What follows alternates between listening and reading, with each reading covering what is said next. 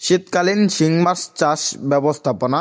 যে ভুলগুলো করলে শীতকালীন শিং মাছ চাষ লস হতে পারে। প্রথমত, আপনার পুকুরে অবশ্যই বড় সাইজের শিং মাছের পোনা মজুত করতে হবে, যেমন 2 ইঞ্চি 3 ইঞ্চি সাইজের।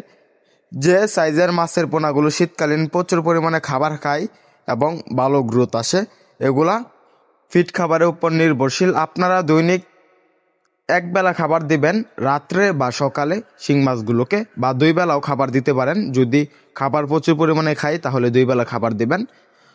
দ্বিতীয়ত, শিং মাছগুলো পুকুরে চাষের জন্য অবশ্যই পুকুর ব্যবস্থাপনা করতে হবে। পুকুরে অ্যামোনিয়া গ্যাস আছে কিনা, থাকলে নিষ্কাশন করতে হবে। পুকুরে অ্যামোনিয়া গ্যাসের ওষুধ দিতে হবে। তারপরে পুকুরে মাঝে মাঝে মই দিতে হবে বা সয়রা টেনে দিতে হবে। তারপরে দেখা যাচ্ছে পুকুরের উপরে যদি পেউল থাকে বা পুকুরের উপরে যে প্লান্টন জমা হয়ে থাকে বা শ্যাওলা বলি, এগুলাকে পুকুর থেকে তুলে ফেলতে হবে, তা না হলে শীতকালীন শিং মাছ মারা যেতে পারে। তৃতীয়ত, শিং মাছ প্রতি শতাংশে 800 থেকে 1000 পিস চাষ করতে হবে। তার বেশি ছাড়লে বা এর চাইতে বেশি ঘনত্বে ছাড়লে শিং মাছ বড় হবে না, শিং মাছ চাষ লস হতে পারে।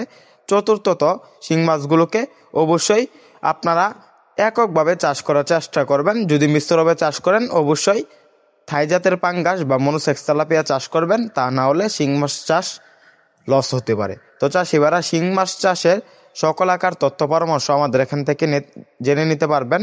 তাছাড়াও আমাদের এখান থেকে ফ্রি হোম ডেলিভারির মাধ্যমে দেশি শিং মাছের পোনা সহ বিভিন্ন মাছের পোনা ক্রয় করতে পারবেন। আপনারা চাইলে সরাসরি হ্যাচারি থেকে এসে দেখে শুনে সংগ্রহ করতে পারবেন। তাছাড়াও আমাদের ভিডিওটি ভালো লাগলে আমাদের চ্যানেলটি সাবস্ক্রাইব করে আমাদের পাশে থাকুন। আবার দেখা হবে নিত্য নতুন ভিডিওতে। ধন্যবাদ। আসসালামু আলাইকুম।